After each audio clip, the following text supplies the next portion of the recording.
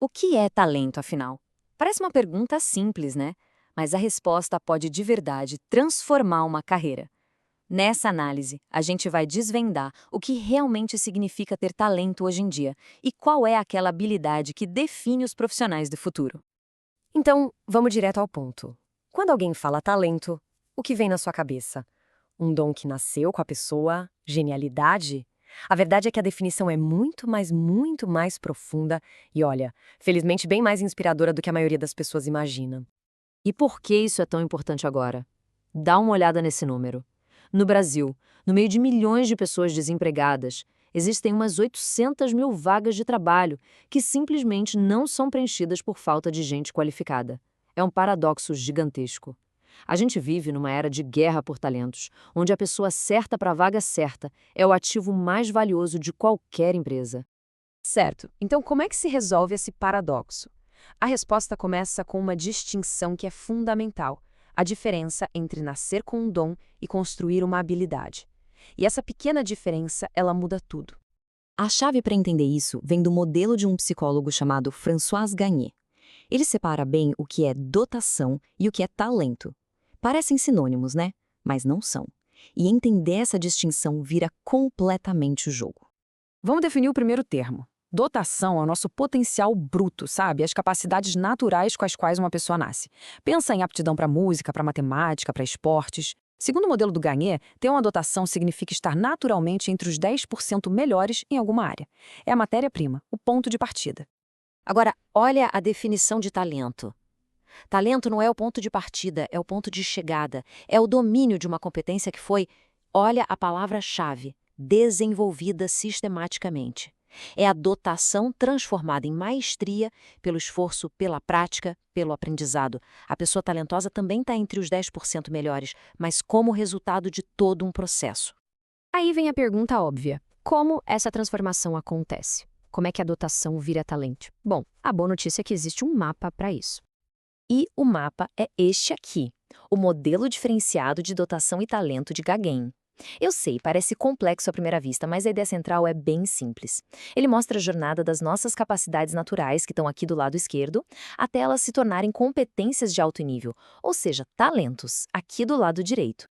Vamos simplificar isso aí. O processo tem 4 partes. Começa com as capacidades naturais, os nossos dons. Aí entram em cena os catalisadores. Eles alimentam o processo de desenvolvimento, que nada mais é do que a prática, o treino. E o resultado final? As competências, ou seja, os talentos.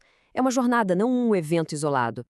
Mas a parte mais fascinante para mim são os catalisadores. Eles são a mágica no meio do processo. Pensa neles como aceleradores ou freios. Fatores internos, como a nossa motivação, e fatores externos, tipo o ambiente em que a gente vive, as oportunidades que aparecem, são eles que decidem se um potencial decola ou se fica parado no chão. Ok, agora que a gente já entendeu que o talento é construído, qual é o talento mais importante para se construir no mundo de hoje? O mundo que muda numa velocidade absurda. A resposta está bem aqui, nessa frase. No mundo onde as respostas mudam o tempo todo, a habilidade mais valiosa não é saber de tudo, mas sim ser capaz de aprender qualquer coisa. A agilidade de aprendizagem, esse é o novo superpoder. E o nome dessa habilidade é Learnability, ou capacidade de aprendizagem. E não se trata só de aprender coisa nova, não. O ponto crucial aqui é a capacidade de desaprender modelos mentais que não servem mais e reaprender de formas novas. É um ciclo que não para, um ciclo de adaptação. Mas o que alimenta essa capacidade de aprender? O que permite que a gente abrace essa mudança constante? A resposta está na nossa mentalidade, no jeito que a gente encara as coisas. Esse quadro ilustra de forma brilhante a pesquisa da psicóloga Carol Dweck. Basicamente, ela descobriu que as pessoas se encaixam em 2 mentalidades. A de mindset fixo acredita que inteligência é algo estático, então ela evita desafios, tem medo do fracasso.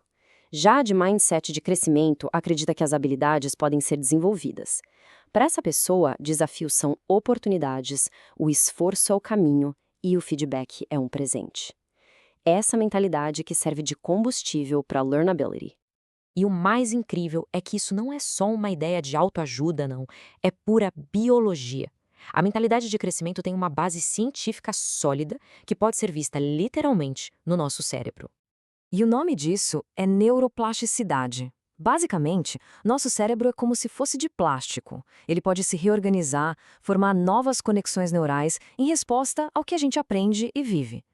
Cada vez que a gente pratica uma nova habilidade ou encara um desafio, estamos literalmente religando nosso cérebro.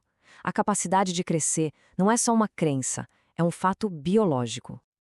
Então, como é que a gente coloca tudo isso em prática? Entrando no que podemos chamar de ciclo infinito da aprendizagem.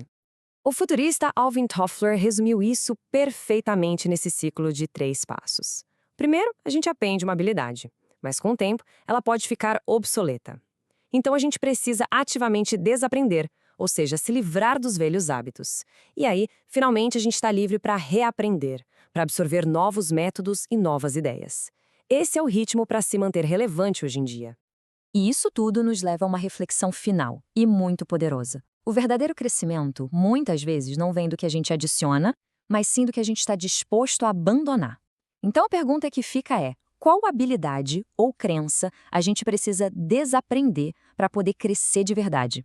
Fica aí a reflexão.